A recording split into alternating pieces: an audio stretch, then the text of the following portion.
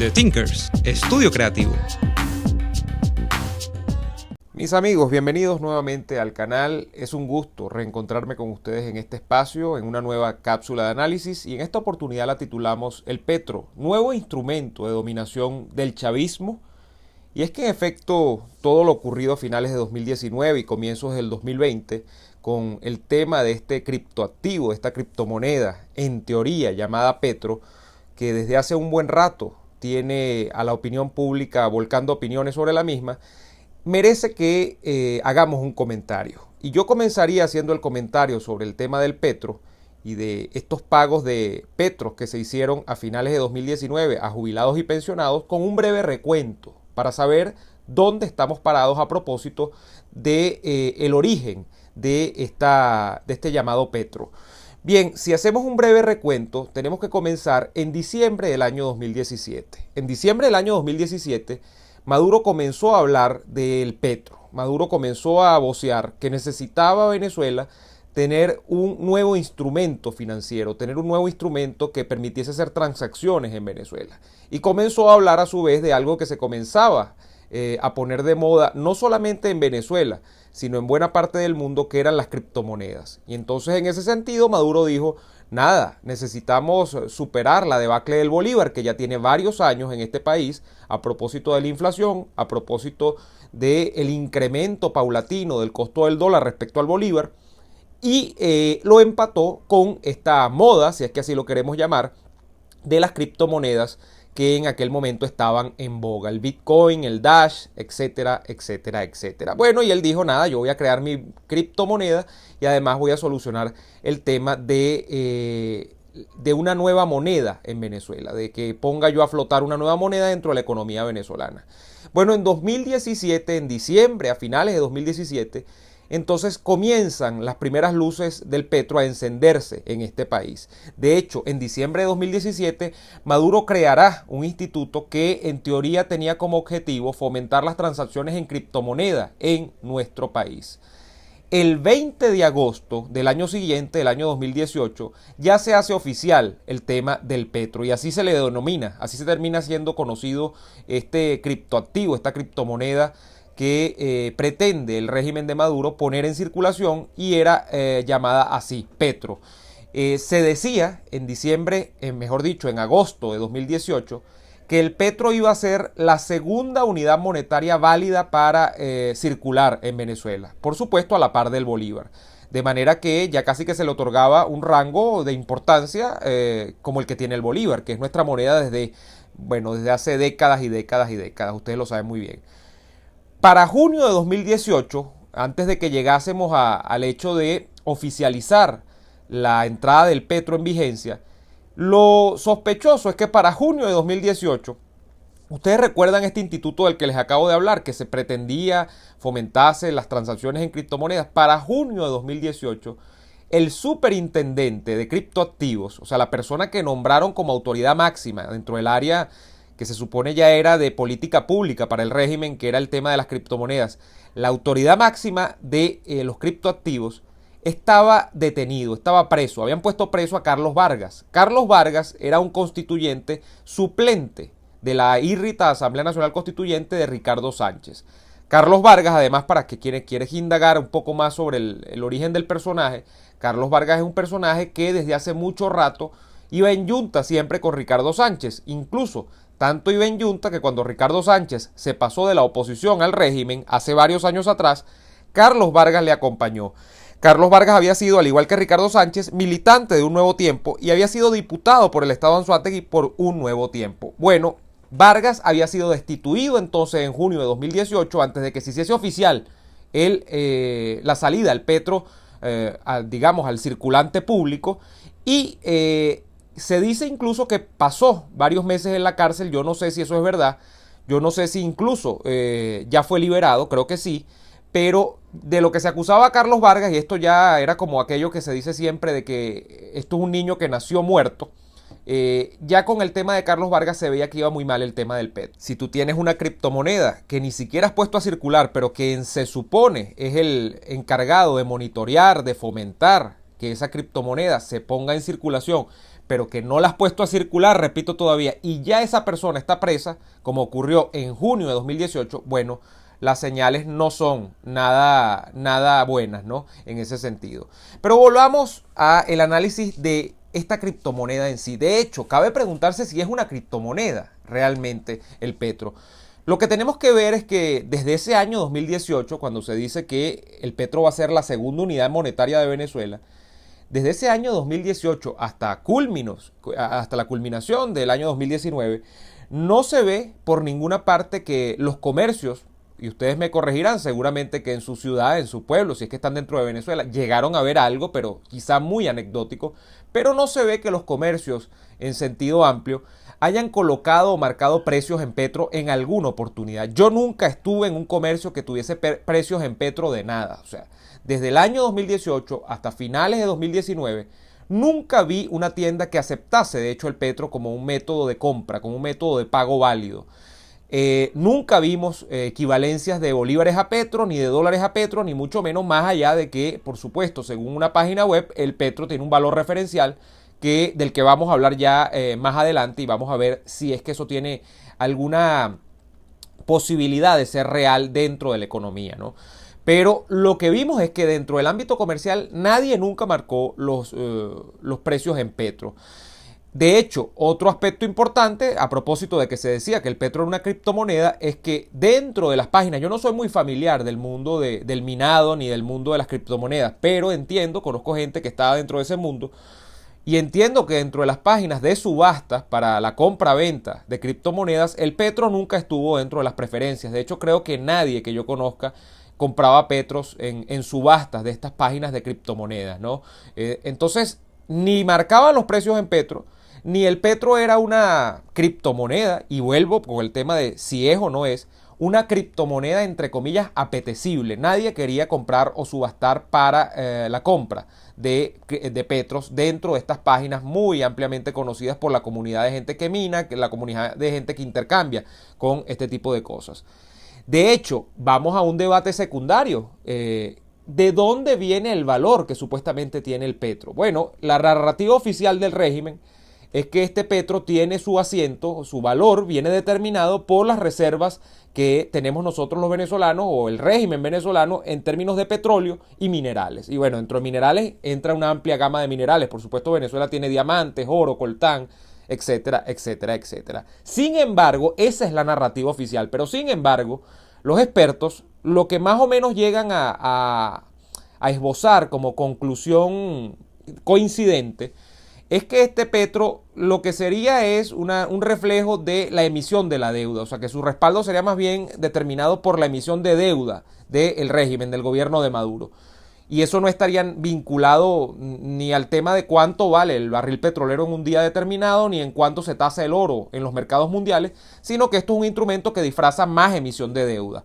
De hecho, tenemos que considerar que en términos internacionales el Petro está vetado por los Estados Unidos para realizar transacciones internacionales, es decir, no es aceptado. De hecho, es vetada la compañía, por el Departamento del Tesoro de los Estados Unidos, que al día de hoy acepte de alguna manera que se le pague en petros, porque se supone que si una compañía está aceptando un pago en petros, lo que está haciendo indirectamente es respaldar o aceptar un pago del régimen venezolano, del régimen de Maduro. Entonces, desde muy temprano los Estados Unidos condenó la emisión de esta, entre comillas, criptomoneda, y además vetó de su lista de cosas aceptables la asunción del Petro como mecanismo de pago. Es decir, compañías norteamericanas, compañías europeas que quieran tener buenas relaciones con el Departamento del Tesoro de los Estados Unidos no pueden aceptar el Petro como método de pago, si es que se quisiese emplear, porque en realidad no creo que se haya podido emplear a la fecha tampoco. Bueno, ya saldrá alguien a decirme que sí, que rusos y chinos probablemente sí lo aceptan,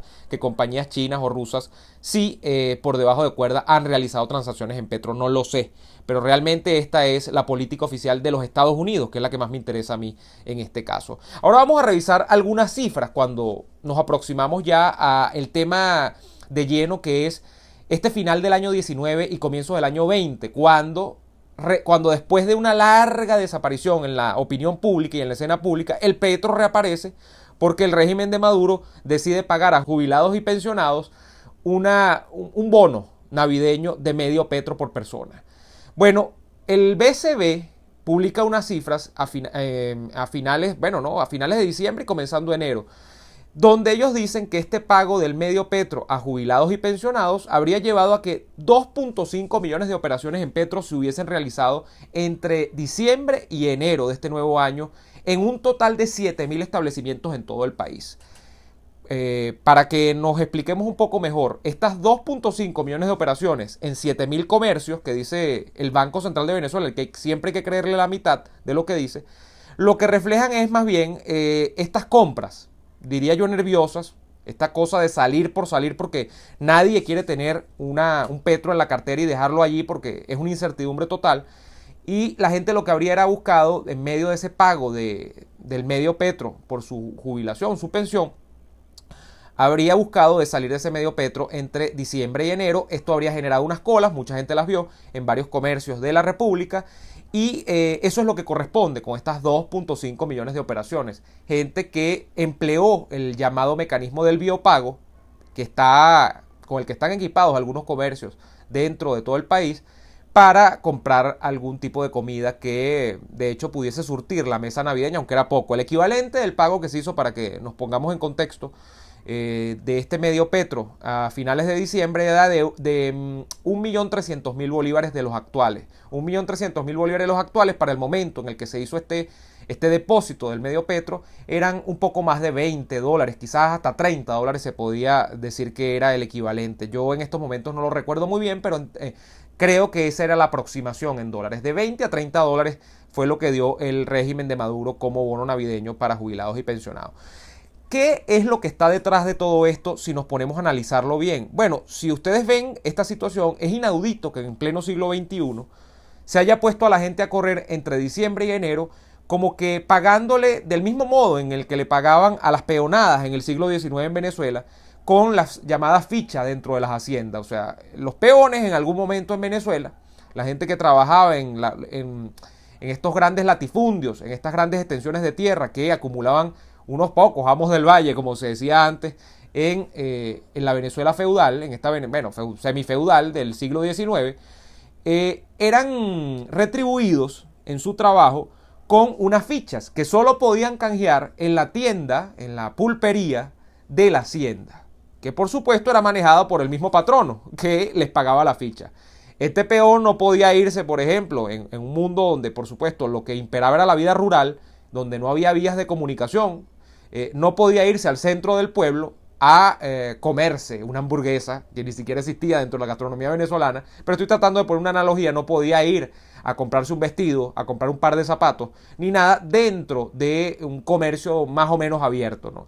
El comercio o la actividad comercial a la que podría restringirse el pago de esa ficha que le hacía el patrono a este peón se circunscribía a la misma hacienda donde el peón trabajaba, donde estas peonadas trabajaban, ¿no?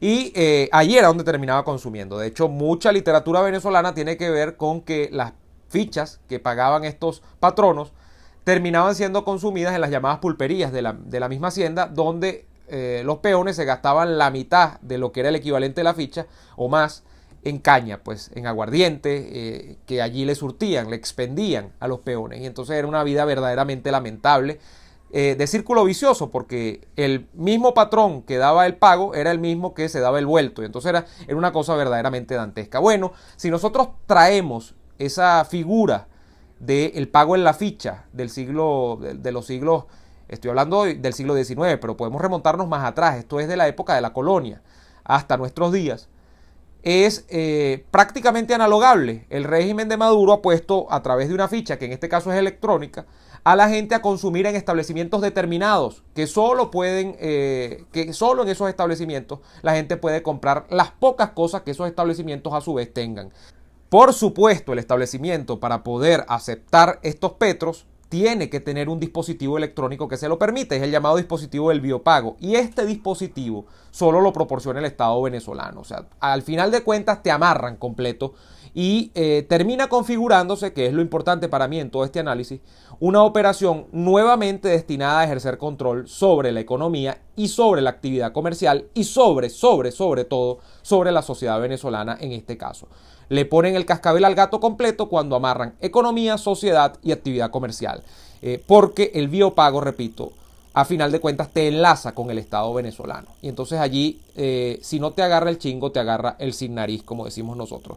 Así vemos que un mecanismo, porque el Petro en un principio, de acuerdo a este recuento que hemos hecho, que fue hecho de alguna manera para burlar la economía normal, para tratar de salirse del esquema de la devaluación permanente a la que es sometida el bolívar en Venezuela, y además para burlar sanciones internacionales, porque eso es lo que creo que en el fondo pretendía Maduro, utilizar esto para pagar compromisos internacionales, y al final le salió mal, porque las sanciones de los Estados Unidos impidieron que eso fuese así, porque como ya les he dicho, está vetado el petro en casi cualquier parte del mundo, por lo menos occidental, el que tiene que ver con la economía norteamericana. Termina siendo un instrumento que más bien que mirar hacia el plano exterior, termina mirando hacia la economía del país y termina siendo utilizado malévolamente por el régimen de Maduro para motorizar artificialmente la economía interna del país, que es esto que han hecho, pagando un bono en petros para que la gente solo lo pueda consumir en determinados establecimientos. Y así amarran una ecuación perfecta que por lo menos si no tuvo éxito de cara a su primer objetivo, que era el plano internacional, lo tiene en un objetivo secundario que es en el plano interno de control interno de la sociedad. Un punto final tiene que ver incluso con la relación del petro y el dólar. Yo he leído un análisis que me parece que tiene mucho sentido de mi amigo Julio Jiménez, de Julio Coco, que dice que la explicación más plausible sobre el alza del dólar en estos primeros días de enero y luego quizás su estancamiento, su desaceleración, luego ha vuelto a subir, eso lo sabemos, pero esta alza inusitada que tuvo el dólar en los primeros días del año, tiene que ver o de alguna manera guarda una relación con el tema del pago del medio petro a finales de diciembre y el consumo que ejerció la gente sobre ese medio petro en determinados comercios en Venezuela. Y creo que tiene mucho sentido porque el proceso es más o menos el siguiente. Las personas van a los comercios, ponen su huella en el biopago, ya allí están gastando la cantidad que sea de este medio petro que les asignaron. Ese dinero se transforma en bolívares dentro del sistema financiero venezolano, electrónico por supuesto, de la banca nacional, va a caer dentro de una cuenta en bolívares del comerciante, que es el titular de este comercio, y esos bolívares que inmediatamente caen en la cuenta bancaria del comerciante, por supuesto que el comerciante no es pendejo, no es tonto, y ese comerciante va a ir a cambiar esos bolívares inmediatamente a dólares. ¿Qué es lo que se ha producido? Una inyección absolutamente ficticia de un torrente de bolívares, que como sabemos y como hemos explicado acá, ni siquiera sabemos de dónde provienen, porque no hay un consenso sobre las fuentes originarias de dónde deriva el petro. Y entonces, pero lo que sí sabemos es que no es una cosa que uno pueda minar en su casa, es una cosa que que no tiene valor incluso de transarse dentro de las páginas de transado de los criptoactivos y las criptomonedas, pero que coloca esos bolívares ficticios en unas cuentas de unos comerciantes que van a perseguir dólares. ¿Y qué pasa cuando estos comerciantes van a perseguir dólares? Bueno, que obviamente al intentar perseguir esos dólares, uno terminan haciendo una masa ingente de personas persiguiendo dólares y eso presiona hacia el alza del dólar. O sea que ineludiblemente esto tiene sentido y se podría pensar con todas las de la ley que efectivamente el alza del dólar en estos primeros días de enero tiene que ver con esos comerciantes que captaron toda esta masa en bolívares derivadas del petro y fueron a cambiar esos bolívares por dólares para, por supuesto, salvaguardar su patrimonio y resguardarse frente a la inflación, que es lo que hace la gente desde hace mucho tiempo en Venezuela, la gente inteligente y la gente que puede, la gente que tiene acceso a capitales, es poner todo su dinero en moneda dura, en divisas, para así huirle a la inflación. Bueno, espero que les haya gustado este análisis. Si les gustó, por favor, apóyenme en Patreon. Agradezco muchísimo a la gente que me apoya en Patreon. Patreon.com/neoadolfo es mi cuenta en Patreon. Allí además tienen acceso a material exclusivo que solo publico a través de esa red social. Y les doy muchísimas gracias también a quienes se suscriben al canal, a quienes le dan... activan la campanita, mejor dicho, y le dan like al video también para que mucha más gente lo pueda ver. Agradezco sobremanera a quienes lo difunden a través de sus redes sociales, del WhatsApp, del Twitter, del Facebook. Muchísimas gracias a quienes difunden todos mis materiales y sin más que decirles, me despido. Hasta la próxima.